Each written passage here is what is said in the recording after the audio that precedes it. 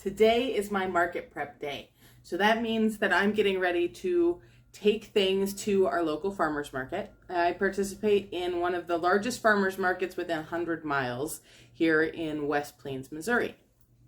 One of my best sellers is my tortillas.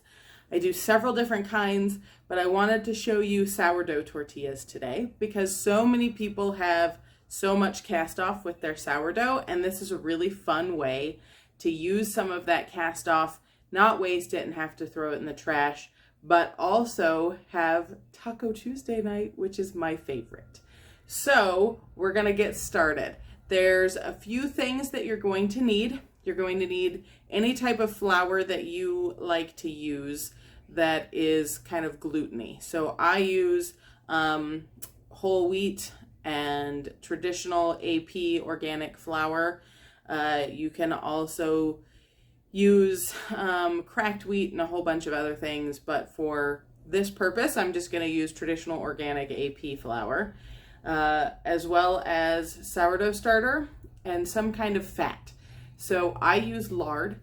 That is the traditionalist tortilla maker in me. I prefer lard, but you can also use Crisco or coconut oil. Those are all options. So you can do a vegan tortilla, you can do a veggie-based tortilla, but for my preference, I prefer lard tortillas. I feel like they've got a better texture, but that's not everybody's preference. So let me rearrange the camera down on my bowl and we'll get started. Okay, so I start out with a very large bowl, and I'm going to take a single cup of sourdough starter and pour that in there. Then I'm going to grab flour, and I start out with 4 cups of flour. And then if I have to bump up because my sourdough seems excessively fluffy or something along those lines, then I do that. I always sift my flour just to make sure I'm not getting any large chunks or any inconsistencies. I want it to be nice and light and fluffy. So now I'm going to do that. So that's 1 cup.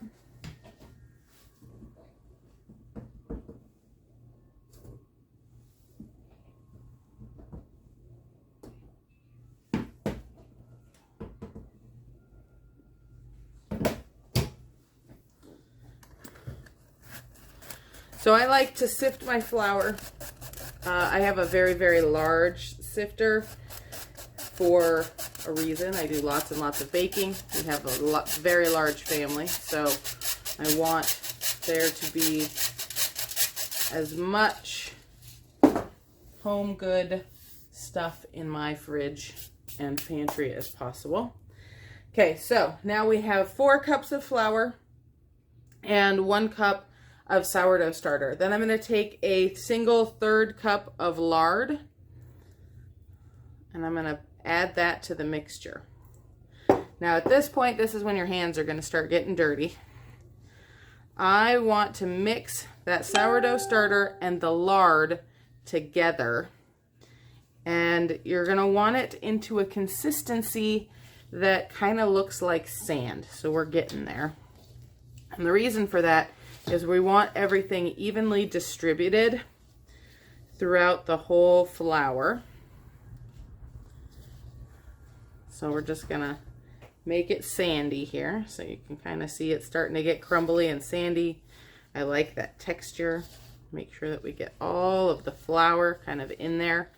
Now the next stop is hot water.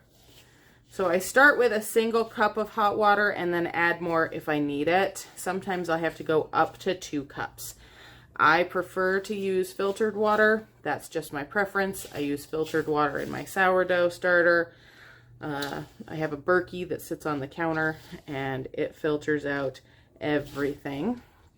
And it's pretty darn awesome. Okay, so now we've got nice sandy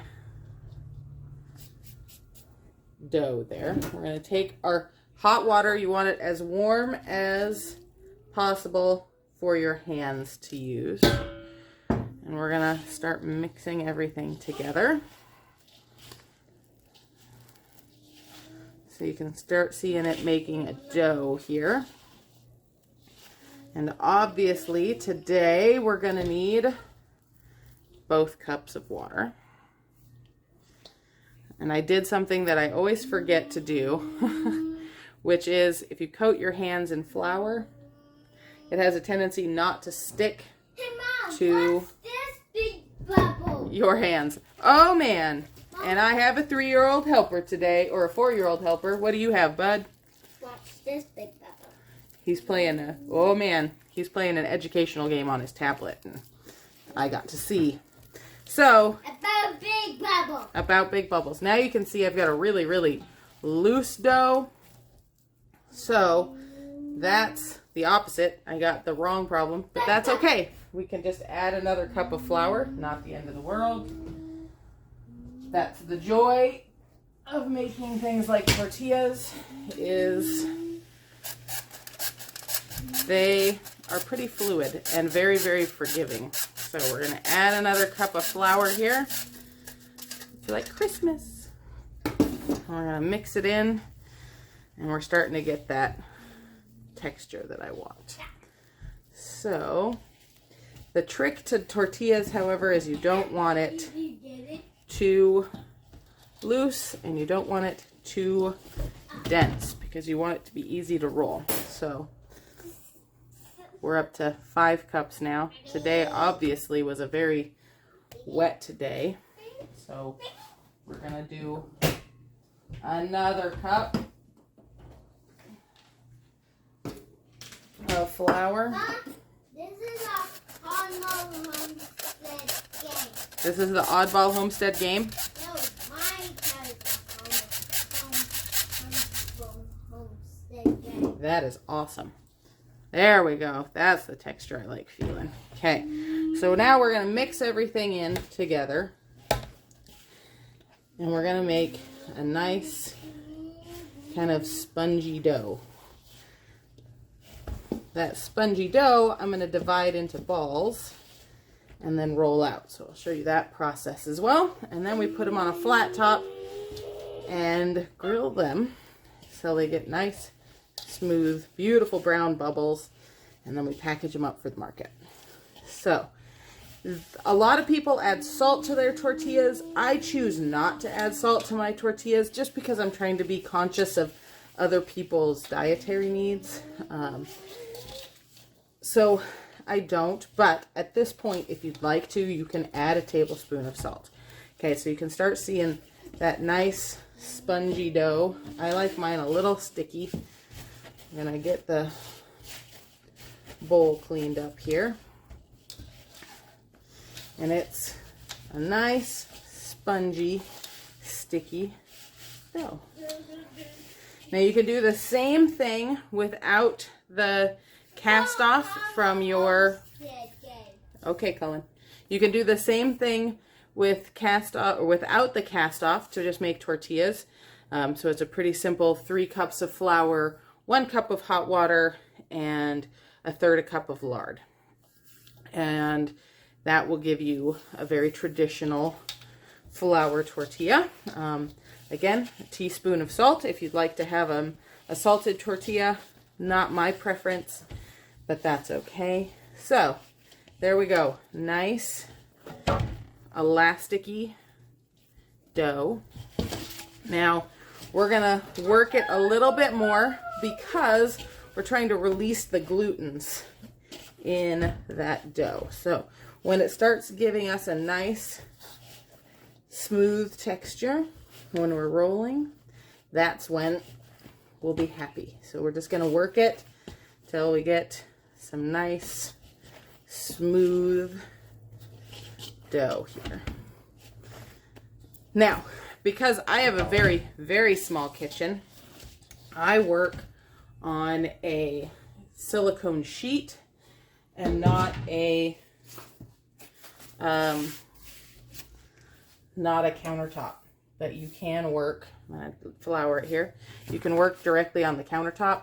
I just don't have that capability because I have a very, very tiny kitchen. So it is not, I'm not able to do that. So I just have this awesome little silicone sheet that I also roll my tortillas out on. when I'm not rolling it around. So there we go. You can start seeing how the glutens are starting to release and you're getting a nicer ball of dough there that's got less divots in it and less texture, and that's just kind of where we want to be. Now we're going to divide it up into balls. I do mine on a scale because obviously they're going to market, but you don't have to do that. You can just eyeball it. That's the joy of tortillas, but I choose to measure mine out because they're going to market. So I'm going to measure my balls out, and then I'll show you how I roll them out and then put them on the flat top. Now that I have all my balls portioned out and covered so they don't dry out while I'm using them, I'm going to roll one out. So I just take my portioned ball and kind of flatten it out on its own. And then I'm going to cover it in some flour. And then I'm going to take my rolling pin. I use a tapered rolling pin. The reason for that is it gives me a little more control while I'm going around corners and things like that. So I'm just going to kind of roll it out. And the reason that I'm covering it with the flour is that the dough is pretty traditionally sticky, so that is going to prevent it from sticking. And then I'm just going to roll it out. See, I told you my tortillas are never perfectly round. And that's going to give us a very nice, I'm going to flip it here a little bit, grab some more flour, and just kind of continue to roll it out. Try and get this flat spot out here. There we go. And now we've got a more round tortilla. Now, I am definitely not as fast as one of those beautiful nonas that makes tortillas every day and is all set for, you know, hundreds of grandchildren. My significant other says that his grandmother used to make tortillas in a flash. I'm definitely not that fast. So I'm going to take and kind of get some of that flour off so it doesn't end up on the flat top, and stack them all up, and then we'll get ready to griddle them. Okay, now that my tortillas are all rolled out, I'm going to start putting them on the flat top.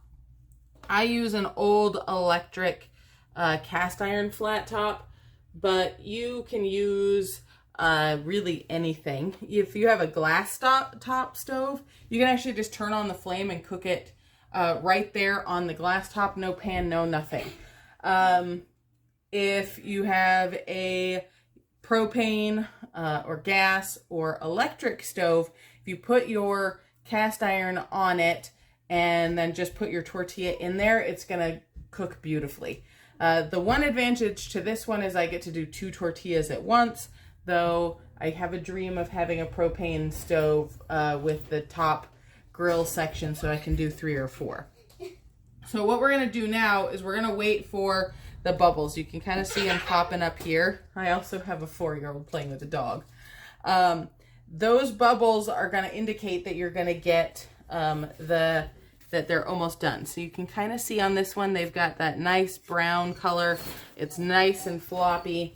So we're going to flip this one over. I flip my tortillas pretty consistently so I don't overcook them, so they don't get too crispy. You don't have to do that, especially if you're doing it on an open flame. They cook so much faster. Or even the glass top works really, really well. The really important thing is to clean off all of the burnt flour consistently off your pan or flat top or whatever you're using, because you don't want that burnt flour all over everything.